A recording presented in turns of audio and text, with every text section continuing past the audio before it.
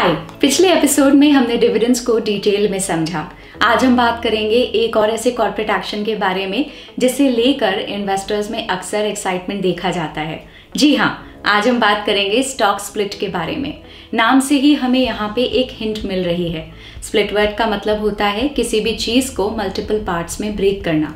Simple terms में समझें तो स्टॉक स्प्लिट का मतलब भी यही होता है कि एक कंपनी के स्टॉक को मल्टीपल पार्ट्स में ब्रेक कर दिया जाता है। इसलिए कंपनी के नंबर ऑफ शेयर्स भी इंक्रीज हो जाते हैं। अब आप सोच रहे होंगे कि कंपनीज ऐसा करती क्यों हैं? क्या स्टॉक स्प्लिट के बाद कंपनीज के फंडामेंटल्स चेंज हो जाते हैं? स्टॉक स्प्लिट की वजह से कंपनी के शेयर प्राइस इंक्रीज होंगे या डिक्रीज होंगे? आपके इन सभी सवालों का जवाब हम आज के एपिसोड में आपको देंगे। चलिए अब समझते हैं कि स्टॉक स्प्लिट क्या होता है। स्टॉक स्प्लिट का कॉन्सेप्ट समझने के लिए हम एक एग्जाम्पल लेंगे। 25 मई 2020 को आयशर मोटर्स ने 10-for-1 का स्टॉक स्प्लिट अनाउंस किया। यहाँ पे 10 और 1 के बीच में जो 2 डॉट्स का कोलन साइन है उसे 4 की तरह रीड किया जाता है, यानी कि आयशर मोटर्स ने 10-for-1 का स्टॉक स्प्लिट अनाउंस किया है।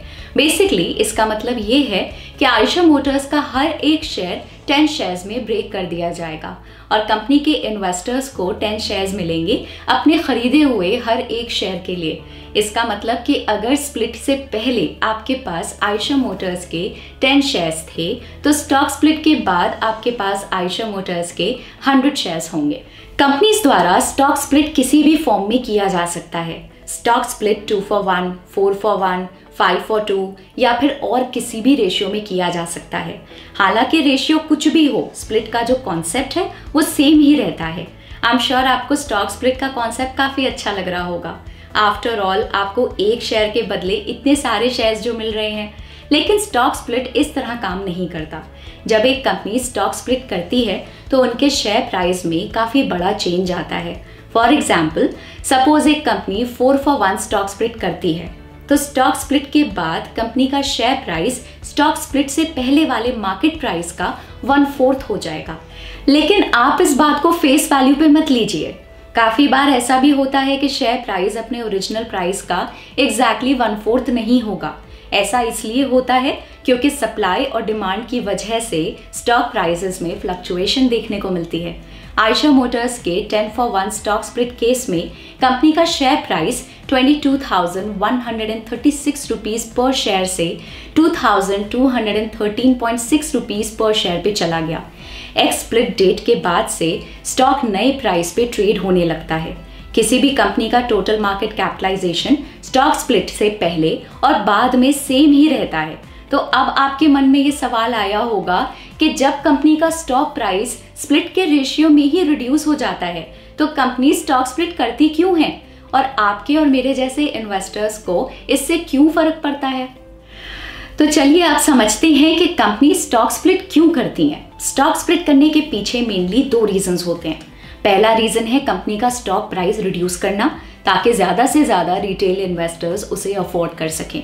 आयशर मोटर्स के केस में उनका स्टॉक इतना एक्सपेंसिव हो गया था कि कुछ इन्वेस्टर्स के लिए उनका सिर्फ एक स्टॉक खरीद पाना भी डिफिकल्ट था। स्टॉक स्प्लिट के बाद उनका शेयर प्राइस काफ़ी अफोर्डेबल हो गया। इसके पीछे का आइडिया ये है कि अगर कोई स्टॉक अफोर्डेबल है तो उसकी डिमांड बढ़ेगी और फिर इंक्रीज डिमांड की वजह से कंपनी का स्टॉक प्राइस भी इंक्रीज होगा। दूसरा रीजन है लिक्विडिटी बढ़ाना। अब लिक्विडिटी क्या है? इन सिंपल टर्म्स लिक्विडिटी का मतलब ये होता है कि आप मार्केट में कितनी आसानी से या जल्दी से किसी कंपनी के स्टॉक्स बाय या सेल कर सकते हैं।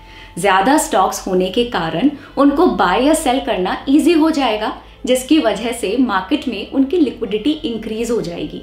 तो चलिए अब समझते हैं एज एन इन्वेस्टर आप स्टॉक स्प्लिट का बेनिफिट कैसे उठा सकते हैं।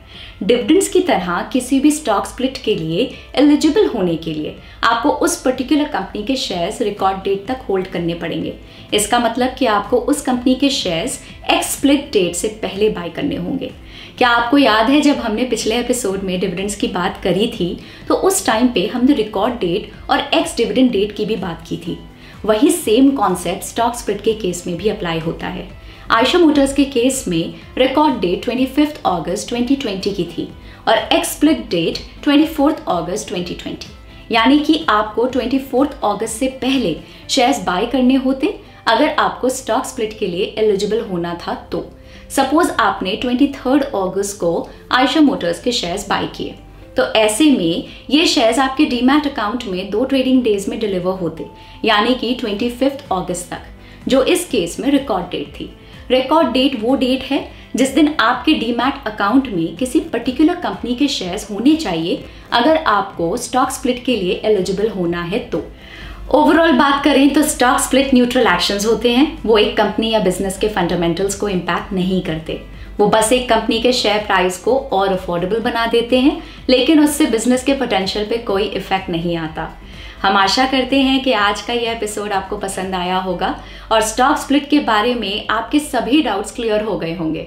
नेक्स्ट एपिसोड में हम बात करेंगे एक और इंटरेस्टिंग कॉर्पोरेट एक्शन के बारे में, जिसको कहते हैं बोनस इशू।